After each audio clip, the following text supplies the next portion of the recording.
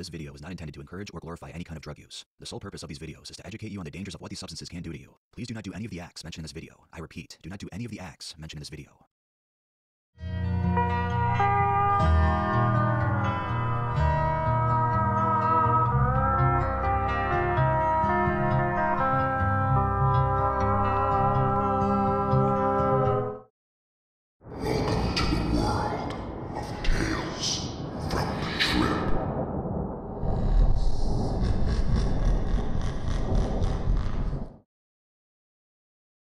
Alright, ladies and gentle ladies, I have officially launched my own merch on Shopify. I'm selling shirts, hoodies, hats, and even teddy bears.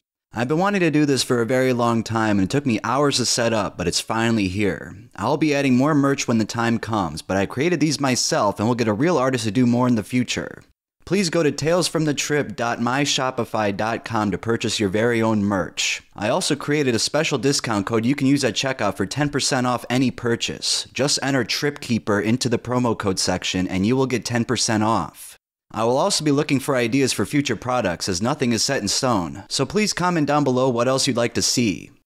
Again, please go to talesfromthetrip.myshopify.com. The link will be in the description box below and I will connect it to my YouTube account as well. I hope you all have a wonderful day and stay safe out there.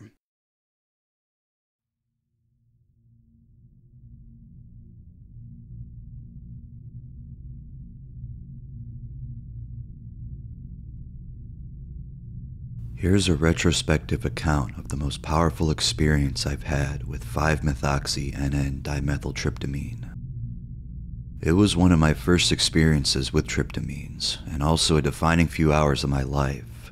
The times are approximate as my memory is far from adequate even when sober. It's taken me a very long time to piece this night back together, and it's still far from complete. Further experimentation with 5-MeO-DMT has helped bring back the memories.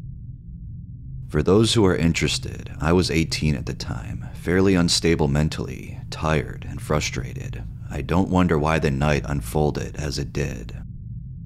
1:30 a.m. X and I make the irrational and fairly risky decision to rail roughly 25 milligrams of crushed 5-MeO-DMT crystal. Staring down the barrel of a pen which looks like an alien attachment to my nose, I glare at the off-white crystals one last time, noting how innocuous they look.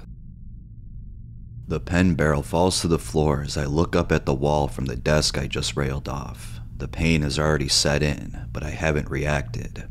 My vision fogs as tears stream down my face like a waterfall. In a pathetic attempt to distract myself from the void rapidly being burnt into my nose, I tense every muscle in my body without any significant movement. X tells me I look constipated, and I give up on my passive approach to dealing with the pain and implement Plan B. I throw myself onto the bed and writhe about madly like a dying animal. A river runs to the bottom of my nose. Suspecting blood, I wipe a little off with my finger. It's mucus, so I sniff hard like any junkie would, hoping I might get a little more of that fucked up goodness. After 30 seconds of looking like a lunatic on the bed, I wipe my face with tissues and decide there's no point in struggling. Laying back on the bed and staring at the roof, I check with my mate, X, who is on the same roller coaster as I.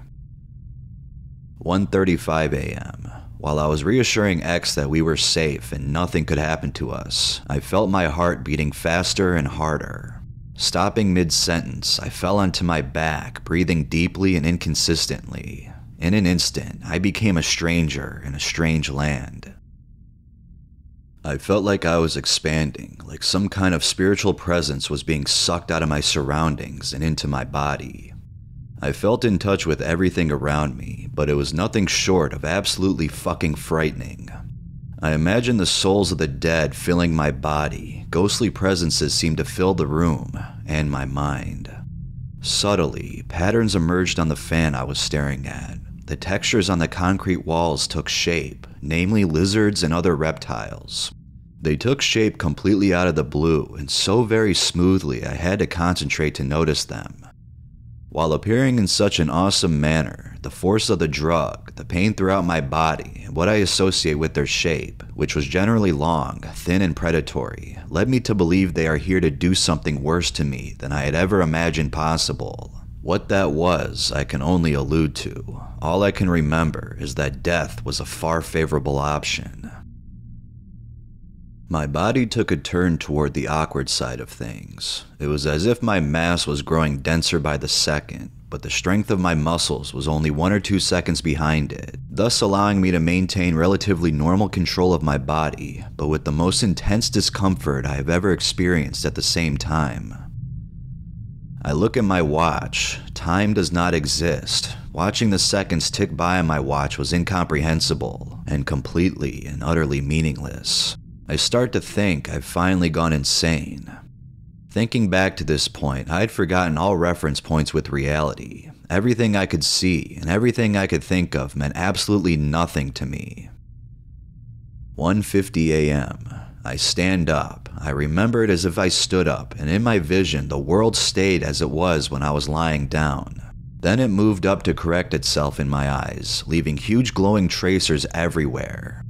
I felt like I was going to vomit, so into the fucking bathroom I went.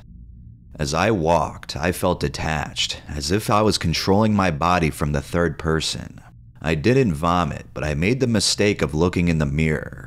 My eyes were frightening, like smooth black stones with a disturbing alien origin. Inside them, I could see the same reptiles moving about slowly, trying to tell me the same thing. My hair looked like a violent ocean. My skin looked smooth and almost metallic. I managed to look away. 2 a.m. I am scared. I realize it's completely possible for me to shit my dax, but manage to control myself.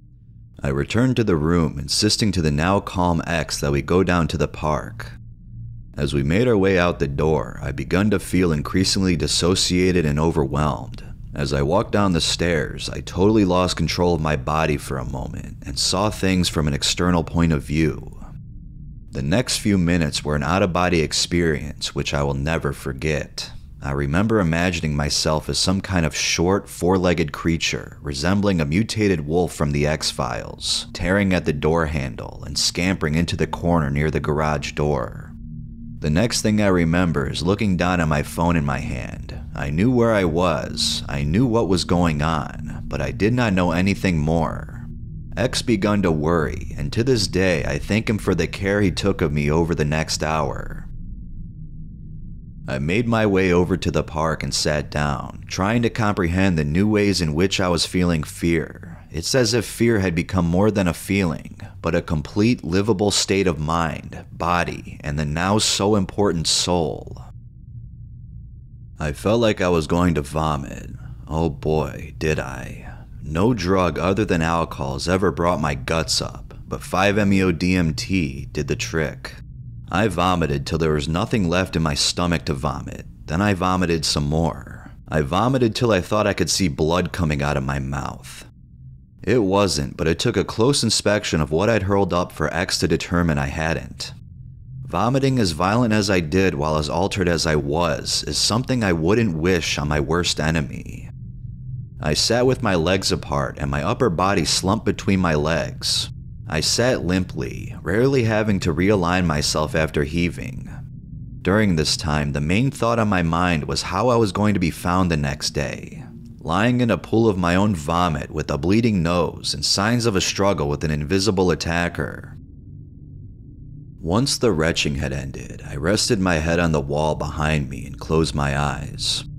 At this point, I relaxed significantly and even began to enjoy the effects to some extent.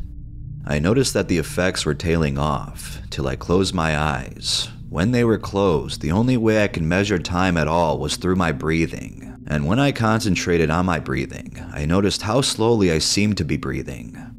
Each breath took an eternity to complete. More significantly, when I closed my eyes, the universe was pulled in front of me instead of my eyelids. I saw geometric patterns which were simply astronomical in size and color. Colors I never thought possible. Patterns and shapes I never thought possible. All sweeping around in front of me as I stood on a lonesome platform in the middle of the galaxy.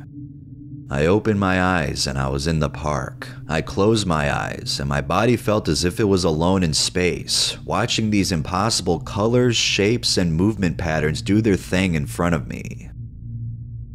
At this stage, about 3 a.m., Y arrived. We'd requested her presence when we realized we'd overdone it. I was okay by this point, but so astonished I found it hard to function coherently. I was busy futilely trying to comprehend what I had just done to myself. I fell asleep at roughly 3:20. This experience was beyond anything I had previously imagined possible.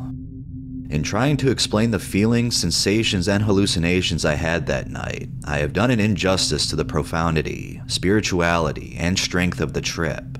Do not expect anything like what I have detailed above. It is just so much more.